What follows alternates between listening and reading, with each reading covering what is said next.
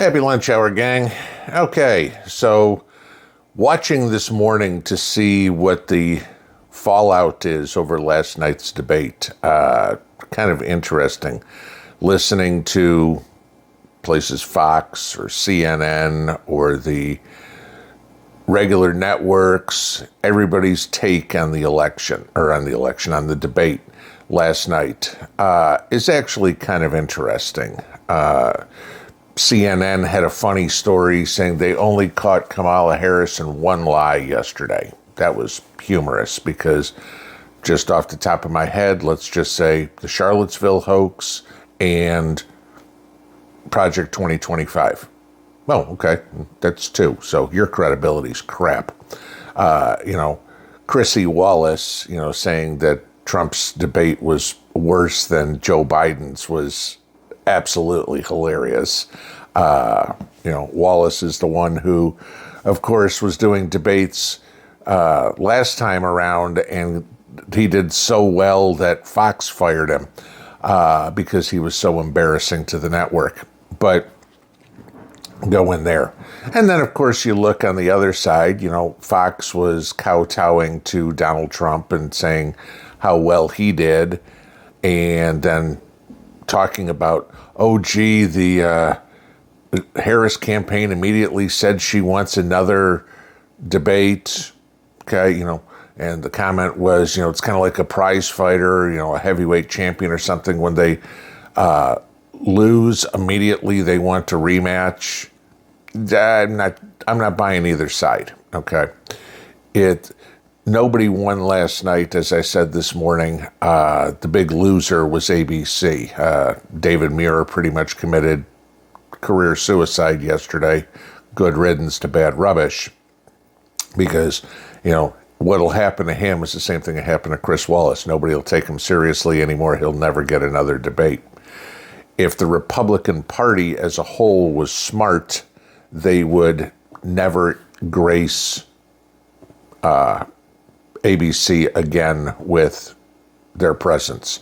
I don't care if it's their Sunday morning news shows. I don't care if today's 9/11 and somebody wants to talk to them from ABC saying, sorry, we don't see you as a respectable news source, so we're not going to talk to you. That's pretty much how I would. If I was a politician and ABC said, we want to interview you, no thanks, I'll go to your competitors. That'll be it. Okay, you can not taking questions from ABC in press conferences, period.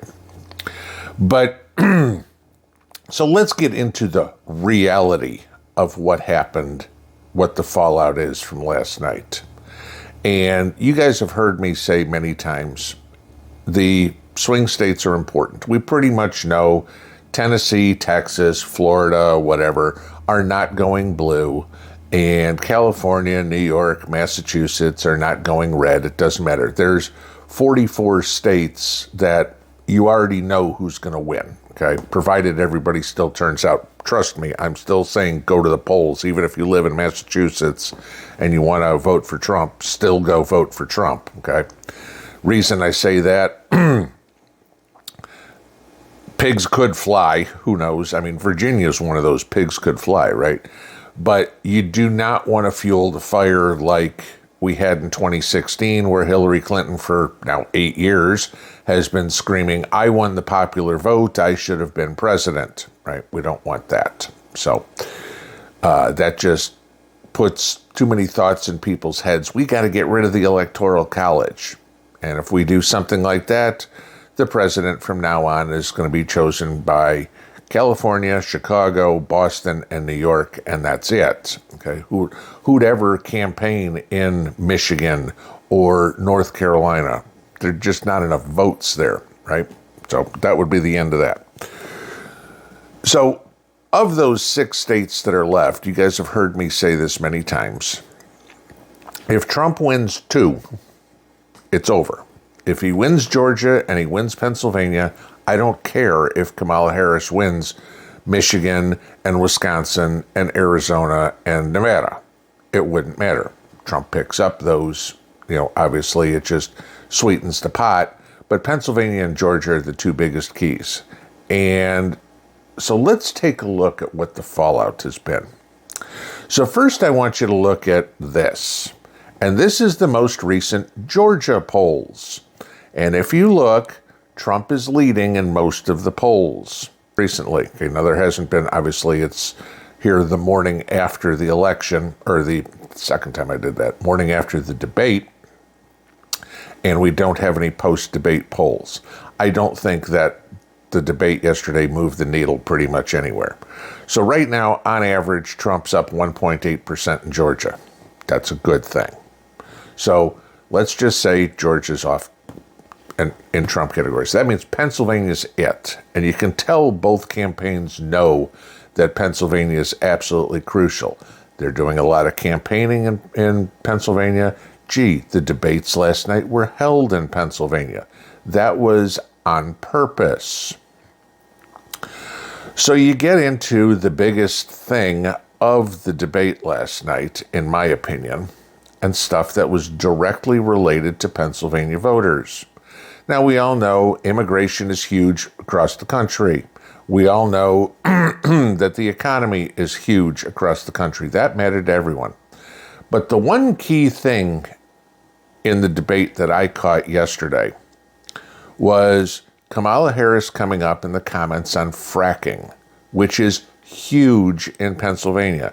It brings in a ton of money for the state, which God knows Pennsylvania needs, because remember, this used to be a big steel state, and they've kind of lost that money. Okay, so Pennsylvania has lost their standing economically in the country in the last 50 years.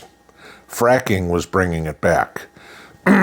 And Kamala Harris said, you know my position on fracking. My position on fracking hasn't changed, et cetera, et cetera, et cetera, et cetera.